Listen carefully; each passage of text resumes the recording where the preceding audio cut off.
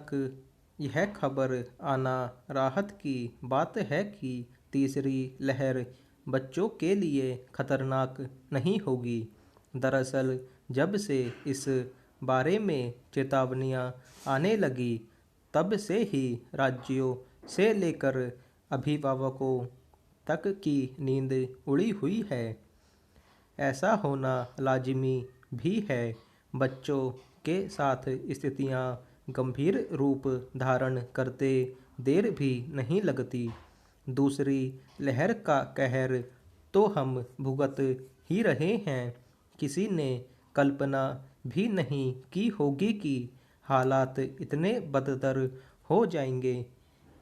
ऐसे में बच्चों की सुरक्षा का मामला और गंभीर हो जाता है।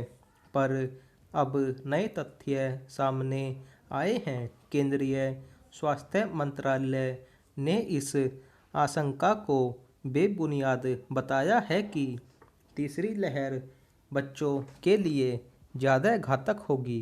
कारण यह है कि इस बारे में कोई ठोस वैज्ञानिक संकेत नहीं मिले, जबकि कुछ दिन पहले ही केंद्र सरकार के प्रधान वैज्ञानिक सलाहकार के विजय राघवन और केंद्रीय स्वास्थ्य मंत्रालय ने बाकायदा चेतावनी दी थी कि तीसरी लहर बच्चों के लिए सबसे खतरनाक होगी। यहाँ तक कहा गया था कि इसमें करीब 50% मरीज बच्चे हो सकते हैं। ऐसी ही चेतावनियां देश विदेश के महामारी विशेषज्ञ भी देते रहे। इन चेतावनियों के साथ ही स्वास्थ्य मंत्रालय ने राज्यों को सतर्क करते हुए एहतियाती कदम उठाने को भी कहा था। इसलिए ज़्यादातर राज्यों ने इस खतरे से निपटने की तैयारियां शुरू कर दी। कुछ राज्यों ने बाल कोविड केंद्र और विशेष कार्य बल आदि का बना लिए हैं। महामारी के पूरे परिदृश्य को देखें तो विषाणु के नए नए रूप ज़्यादा जानलेवा साबित हो रहे हैं। कुल मिलाकर ऐसी जटिल स्थिति बन गई कि किसी को कुछ नहीं सूझ रहा। वैज्ञानिक और चिकित्सक खुद हैरान हैं।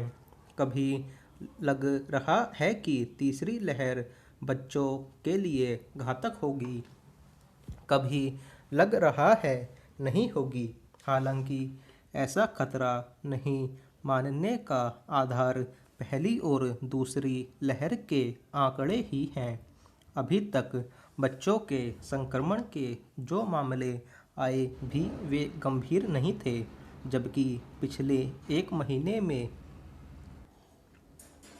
बच्चों में संक्रमण के मामले कुछ तो बढ़े हैं।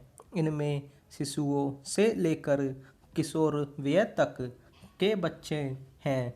एक और तर्क दिया जा रहा है वह यह कि विषाणु जिस रिसेप्टर के जरिए कोशिका से जुड़ता है वह बच्चों में कम होता है, इसलिए बच्चों को ज़्यादा खतरा नहीं होगा।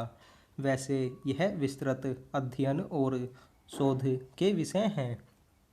इनमें लंबा वक्त लगता है। जब तक देश के हर जिले, तहसील और गांव तक से पूरे और सही आंकड़े नहीं मिलते, तब तक कोई विश्वसनीय निष्कर्ष निकाल पाना संभव नहीं है। दरअसल महामारी के विस्फोट ने सबको हिला डाला है। बस जैसे तैसे मरीजों की जान बच जाए, यही कोशिश दिखती है। तीसरी लहर का कहर कब और कैसा होगा कोई नहीं जानता। विषाणु के स्वरूप से लेकर महामारी के इलाज तक पर चिकित्सक और वैज्ञानिक उलझन में हैं।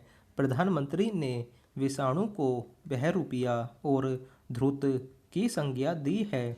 पता नहीं किस रूप में कब कहाँ हमला कर दे।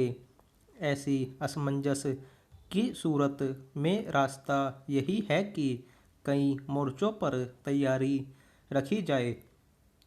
लिहाजा हमें यह मान कर नहीं बैठ जाना चाहिए कि तीसरी लहर बच्चों के लिए कम घातक होगी, बल्कि यह मानते हुए कि अगली लहर और जानलेवा हो सकती है, राज्यों को युद्ध स्तर पर अपनी तैयारियां जारी रखनी चाहिए।